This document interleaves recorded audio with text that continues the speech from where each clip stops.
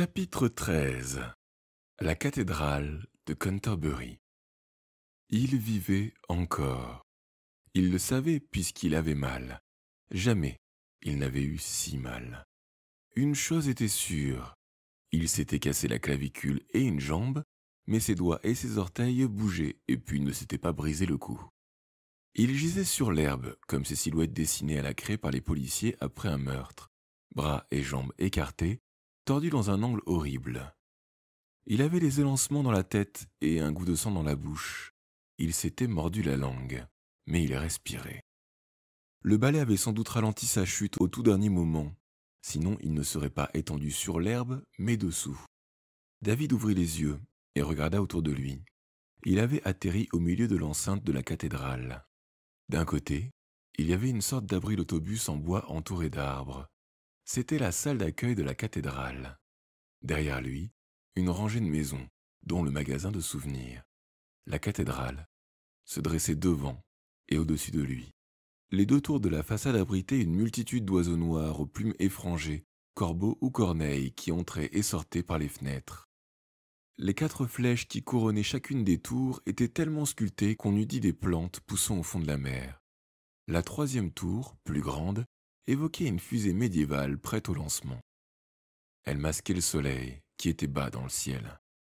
Le soleil. S'efforçant de tourner la tête, David vit que l'ombre projetée par la tour s'étirait en travers de la pelouse et s'arrêtait à quelques pas de lui. Il vit aussi quelqu'un qui avançait dans sa direction. C'est alors seulement qu'il prit conscience de son étrange solitude. Personne ne l'avait vu, alors qu'il était tombé du ciel en plein jour. Personne n'était venu à son secours. Il était tard et la cathédrale était sans doute fermée à cette heure. Mais comment expliquer qu'il n'y eût pas un chat dans les parages? Même pas un touriste attardé, une femme de ménage? Ou un prêtre? Quelque chose les avait-il effrayés? Ou avait-il été chassé par quelque sortilège? La silhouette solitaire approchait d'un pas égal.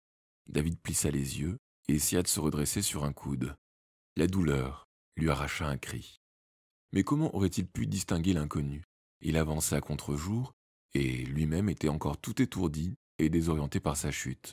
« Bonjour, David. Monsieur Halliwell. » Il aurait dû s'en douter. David avait soupçonné Vincent parce que Vincent était un nouveau venu à Groucham-Grange. Mais Monsieur Halliwell l'était aussi.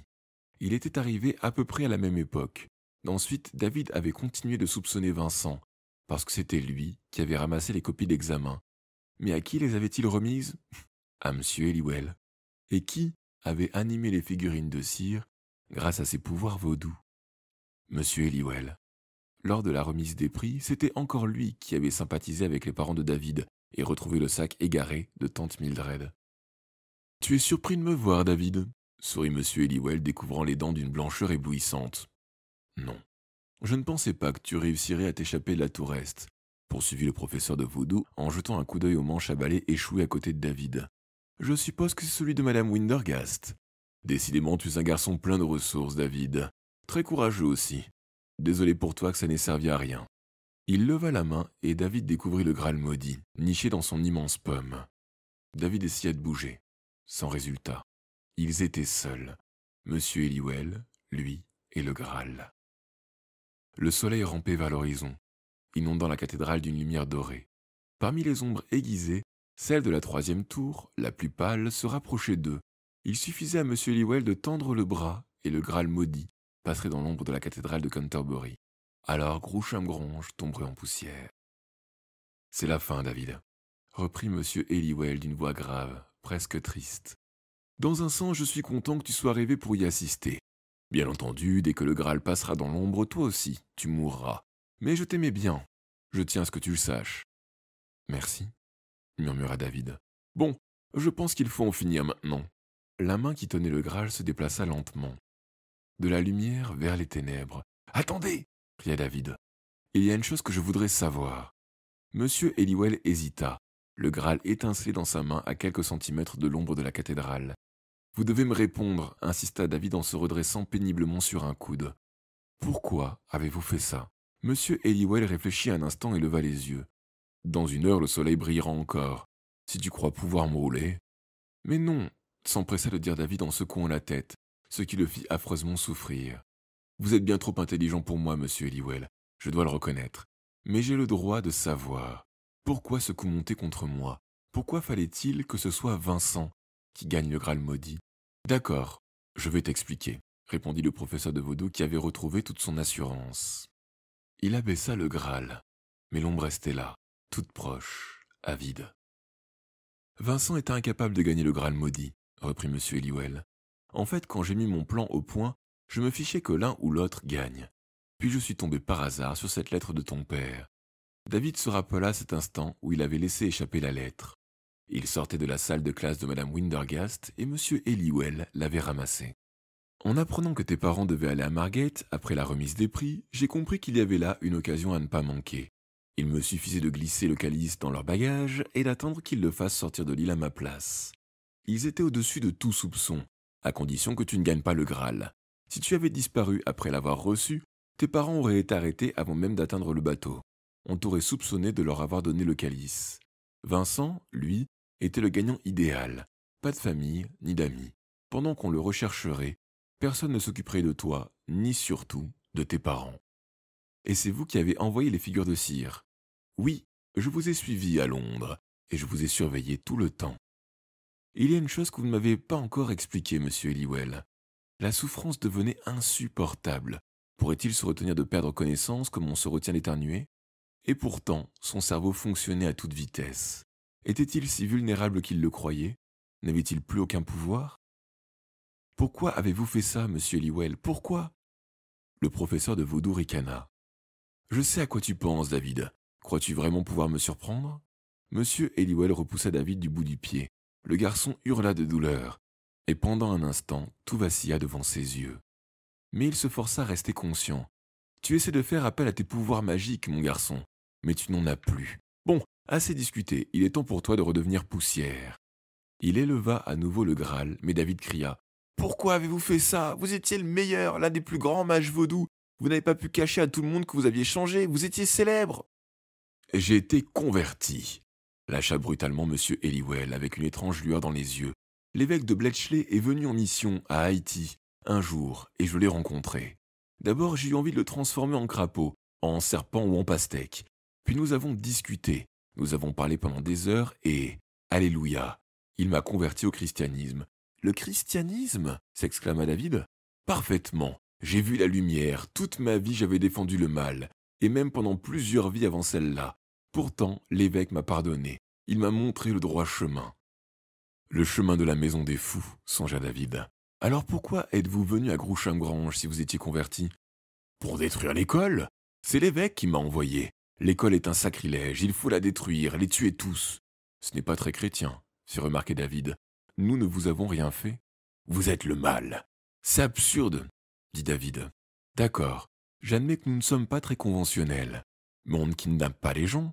On ne les jette pas dans le vide du haut d'une tour. À Groucham-Grange, on ne tue personne. Si on y réfléchit bien, on ne fait même aucun mal. Alors que vous avez menti, triché, et maintenant vous allez provoquer la mort d'une foule de gens. Vous êtes servi de mes parents et vous avez détruit la moitié de Margate. Comment pouvez-vous vous prétendre chrétien, monsieur Eliwell? Je suis sûr que vous avez commis moins de péchés quand vous faisiez de la magie noire. Tu ne sais pas de quoi tu parles, coupa M. Eliwell. Il était devenu tout pâle, et ses yeux brillaient d'un éclat rouge. J'ai agi au nom de l'Église, et je suppose que l'Église approuve l'assassinat d'un garçon de 14 ans. Ça nous attriste, mais il faut le faire. Je ne crois pas que ça vous attriste tant que ça, M. Eliwell, et je ne crois pas non plus que vous soyez un chrétien. Je pense que vous êtes un fanatique, ce qui est très différent. Monsieur Eliwell bafouillait de rage, les yeux exorbités, la bouche tiraillée par un tic. Il écumait sans pouvoir parler. Quand il eut enfin retrouvé son sang-froid, il siffla « Assez !» et il brandit le calice. Pendant un instant étincelant dans le soleil, il se transforma en une boule de lumière rouge. Puis l'ombre projetée par la plus grande des tours s'approcha pour le happer. C'est alors que David entra en action. Au cours des dernières minutes, il avait concocté un plan et rassemblé tout ce qui lui restait de force. Sa discussion avec le professeur n'avait eu pour but que de le distraire. En effet, tant que le Graal était hors de l'ombre, il lui restait un peu de pouvoir. David se concentra, et sous son impulsion, le balai de Madame Windergast se redressa d'un bond et fila comme une flèche vers la tête de M. Eliwell. Le professeur plongea pour l'esquiver. Le balai lui frôla l'épaule et poursuivit sa course. « Raté !» fanfaronna M. Halliwell en riant. « C'est donc ça que tu mijotais. Le bien est de mon côté, David, ne l'oublie pas. Tu devrais savoir que le bien triomphe toujours du mal. » Avec un sourire mauvais, M. Halliwell étendit le bras pour faire passer le Graal maudit dans l'ombre de la cathédrale de Canterbury. Mais l'ombre n'était plus là. M. Halliwell fronça les sourcils et baissa les yeux sur la pelouse. Elle miroitait sous le soleil que la tour ne cachait plus. Mais que... Il leva les yeux. Pour l'ultime vol du balai de Madame Windergast, David n'avait pas visé le professeur de vaudou, mais l'une des flèches de la tour la plus haute. Ainsi, mu par les pouvoirs magiques de David, le balai avait coupé la flèche en deux. Sa cime disparut, le soleil ne rencontrait plus d'obstacles et son éclat protégeait encore le Graal. « Espèce de... » grogna M. Halliwell. Il n'acheva pas sa phrase.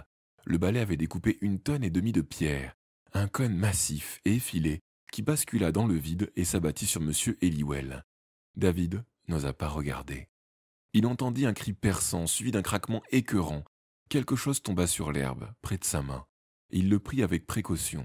C'était le Graal maudit. Lentement, en s'aidant de sa jambe valide, David parvint à se traîner loin du tas de gravats sans lâcher le calice. Le moindre mouvement lui était douloureux, et il devait sans cesse s'arrêter pour reprendre son souffle.